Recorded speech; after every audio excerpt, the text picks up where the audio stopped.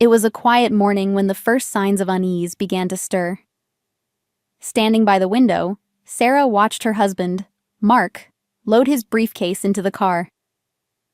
"I'm heading out. Don't do anything you'll regret," Mark said sharply, his tone more commanding than reassuring. Without waiting for a reply, he slammed the car door and drove away, leaving a palpable tension lingering in the air. Sarah exhaled slowly, her shoulders sagging as the oppressive silence enveloped the house. For a brief moment, she felt relief knowing Mark would be away for the next 3 days on a business trip. Turning towards the kitchen to start breakfast, her thoughts were interrupted by a tug at the hem of her sweater. Startled, she looked down to find her stepdaughter, Emma, clutching a phone tightly in her small hands. "Mom," Emma whispered, her voice trembling. "I need to show you something." Sarah knelt down, gently taking the phone from Emma's hands. The screen illuminated with a picture that sent a chill racing down her spine. It was an image of Mark, but he wasn't alone. The woman beside him wasn't anyone Sarah recognized, and their intimate pose left no room for misinterpretation.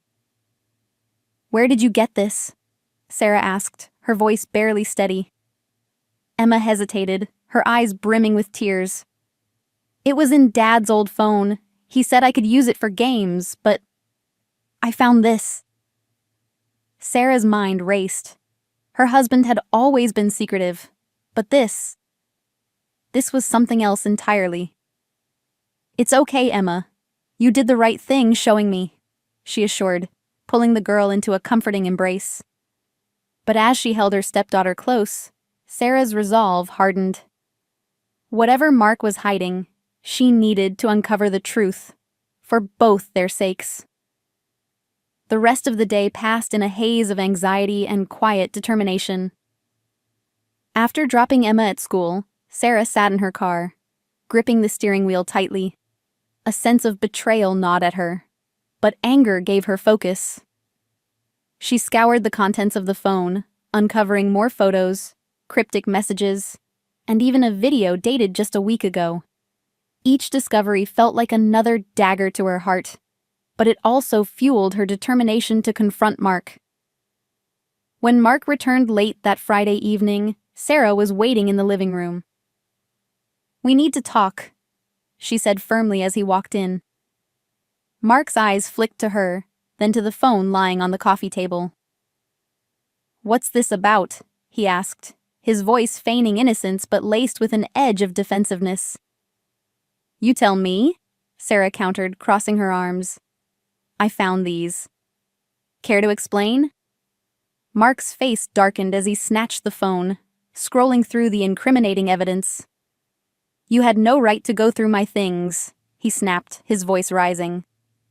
"And you had no right to lie to me or involve Emma in your secrets." Sarah shot back, her voice unwavering. For a moment, Mark looked stunned. Then his expression twisted into anger.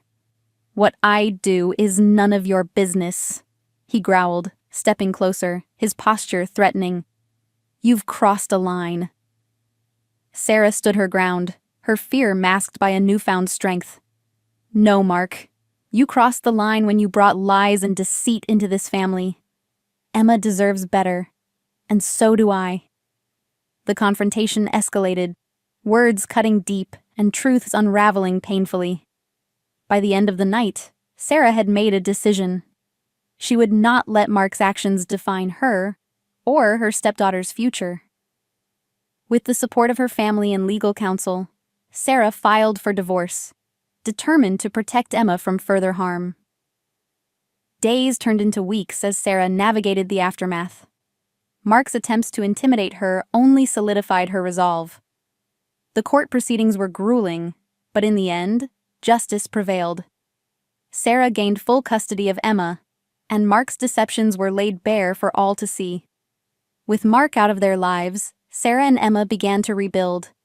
The laughter that once seemed lost slowly returned, and for the first time in a long while, their home felt like a sanctuary. As Sarah tucked Emma into bed one evening, she whispered, "We're safe now. Emma smiled softly, her small hand clutching Sarah's. "Thank you, Mom." In that moment, Sarah knew they had weathered the storm and emerged stronger. Together, they would forge a new beginning, one built on love, trust, and unshakable resilience. As the days turned into weeks, Sarah started noticing small changes in Emma. The little girl who once apologized for everything, even things beyond her control, was beginning to regain her confidence. Each day brought a new challenge, but Sarah was determined to provide a stable and loving environment for Emma. One afternoon, while organizing the garage, Sarah stumbled upon a box of Mark's old belongings. She debated whether to open it, knowing it might stir unwanted memories. Curiosity won, and as she lifted the lid, a cascade of items spilled out. Among the papers and trinkets, she found a journal. Flipping through its pages, Sarah discovered notes and letters that revealed a side of Mark she hadn't known.